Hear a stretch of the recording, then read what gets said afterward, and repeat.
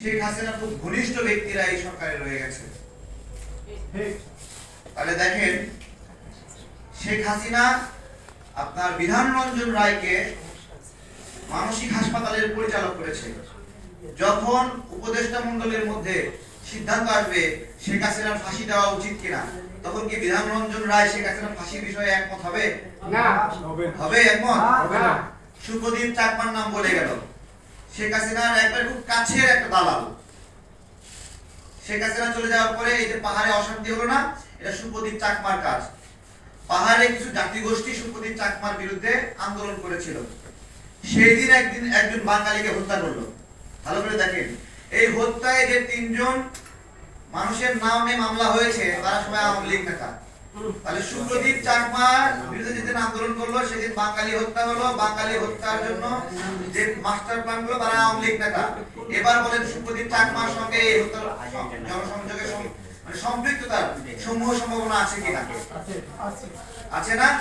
এরপরে দেখেন, এই পাহাড়কে নিয়ে একটা বুদ্ধের হাতে অস্ত্র নিয়ে ছবি ভাইরাল হয়েছে, অথচ এই বুদ্ধের ছবিটা মায়ানমারে।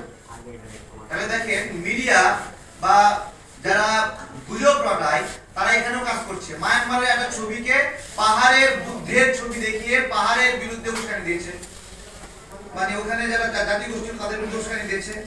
আবার আপনার রাখাইনদের অস্ত্র হাতে ছবিকে মানে ওখানে ক্ষুদ্র জাতি গোষ্ঠীর ছবি করে প্রচার করেছে। বুঝতে পেরেছেন? ঠিক একই সময়ে ভারত থেকে কিছু ত্রিপুরা নাগরিক তারা বাংলাদেশের এই পাহাড় কিনিয়ে নিতে চায়, ভারতের সঙ্গে এই ধরনের বক্তব্য দিয়েছে। সামগ্রিকভাবে এইটা একটা রয়ের চক্রান্ত বলে মনে হয় কিনা? এরপরে আসলো অনেকগুলো লিক ইনফরমেশন আছে। সেনাবাহিনী হত্যা হলো কক্সবাজারে, এদিকে সেটাকে প্রচার করা হলো পাহাড়ে সেনাবাহিনীকে হত্যা করা হয়েছে। দেখেন আপনারা, এবং সে হত্যায় যারা জড়িত তাদের নাম আসলো, একজনের নামে কৃষ্ণ ইসলাম, নামের আগে মোহাম্মদ, অর্থাৎ প্রত্যেকে বাঙালি। বুঝতে পেরেছেন? একজনও আদিবাসী সম্প্রদায় বা উপজাতি না, একজন উপজাতি না। আমি বলতে চাচ্ছি যে পাহাড়টা আমার বাংলাদেশের এই 56,000 বর্গ মাইলের মধ্যে, ওইখানে উপজাতি বলেন, আদিবাসী বলেন, পাহাড়ি বলেন, সেও আমার, বাঙালি বলেন সেও আমার, প্রত্যেকে আমার। এই আমার দুই ধরনের মানুষের মধ্যে বিবাদ লাগাই দিল কে? তাহলে এগুলো আমরা না বুঝে সারাক্ষণ অস্থিতিশীলতা করে উত্তেজনা করি। আমাদের গভীরভাবে চিন্তা করতে হবে এখন যে ষড়যন্ত্রগুলো হচ্ছে। আজকে কেন আমরা সবাই ডক্টর ইউনূস স্যারকে বিশ্বাস করি, এই মুহূর্তে তার সম্মান নিয়ে গর্ব করি, কিন্তু আমরা কি ওখানে বসে থাকা আওয়ামী লীগ যারা ছিল বা আছে তাদেরকেও বিশ্বাস করতে বাধ্য? না। আমাদেরকে জোর করে বিশ্বাস করাবেন? না।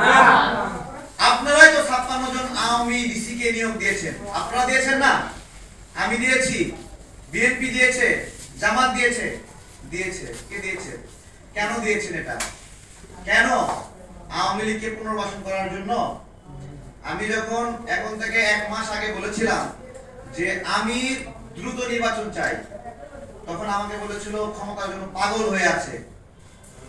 আমি আসলে ক্ষমতার জন্য পাগল না। আমি শেখ হাসিনার পতনে যে অবদান রাখছি, আমার ভাইরা যে অবদান রাখছে, হাসিনার আদালতের রায় হলো সেই অবদানের জন্য ফাঁসি। ঠিক ঠিক।